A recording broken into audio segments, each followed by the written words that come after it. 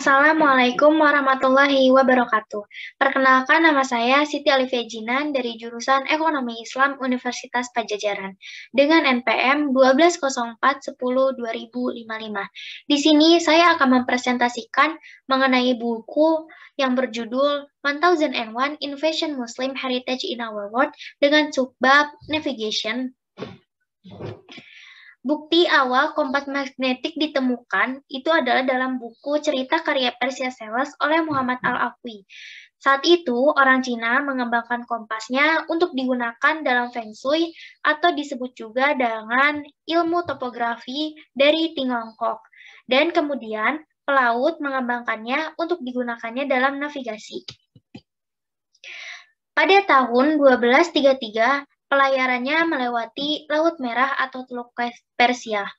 Kompas itu digambarkan sebagai ikan yang terbuat dari besi yang digosok dengan batu magnet dan kemudian dimasukkan ke dalam mangkuk berisi air. Berikut adalah gambar Teluk Persia atau Laut Merah.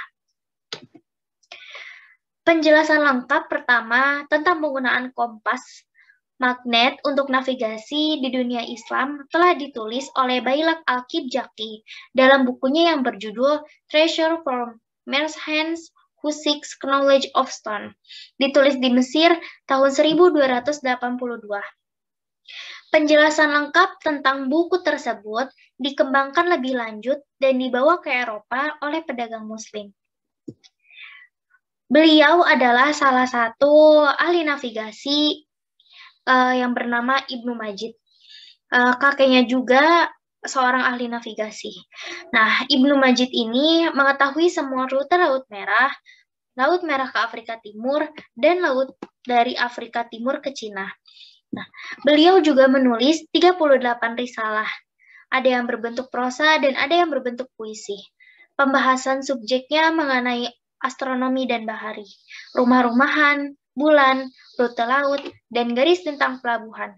Semua dibahas dalam risalah tersebut. Ada salah satu ahli navigasi dalam Islam yang bernama Laksamana Piri Rais. Laksamana Piri Rais ini adalah navigator penting pada abad ke-16. Ia juga menulis buku yang berisi tentang instruksi belayarnya yang berusia 450 tahun. Buku tersebut bernama Kitab Ai-Bahri. Yang berwarna abu-abu itu ialah buku Laksamana Piri Rais yang berjudul Kitab Ai-Bahri. Dikenal dalam 3 terjemahan nama, yaitu The Book of the Mariner, The Naval Handbook, dan The Book of Solar.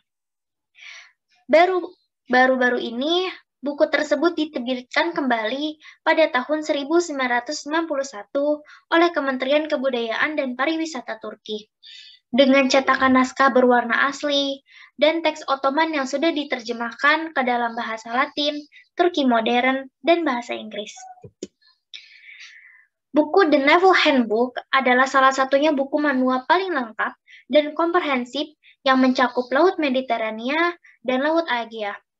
Buku ini berisi tentang instruksi bahari bagi para pelaut, berisi tentang petunjuk dan pengetahuan yang baik, berisi juga tentang pulau, lintasan, selat, teluk, tempat berlindung dalam menghadapi bahaya laut, dan bagaimana mendekati pelabuhan dan jangkar. Buku ini juga memberikan mereka arah dan jarak yang tepat antar tempat. Ada 2 edisi buku. Yang pertama itu keluar pada tahun 1521 dan yang kedua keluar pada tahun 1526. Buku pertama itu ditunjukkan untuk para pelaut dan buku kedua itu hadiah dari Piri Rais untuk para sultan. Buku ini sangat istimewa karena penuh dengan desain kerajinan, petanya digambar oleh ahli kaligrafi dan pelukis. Bahkan saat abad ke-16, buku ini sudah menjadi barang kolektor. Selama lebih dari seabad juga, produksi salinan menjadi lebih mewah karena memberikan deskripsi yang baik tentang badai, peta satelit, peta porotolan, navigasi astronomi, lautan dunia, dan daratan di sekitarnya. Menariknya buku ini juga merujuk pada pelayaran penemuan Eropa, termasuk masuknya Portugis ke Samudra Hindia dan penemuan dunia baru oleh Columbus.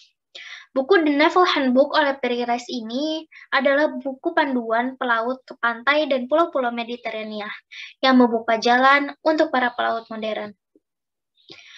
Sekian presentasi dari saya. Semoga presentasi mengenai navigation ini bermanfaat. Mohon maaf bila ada salah kata.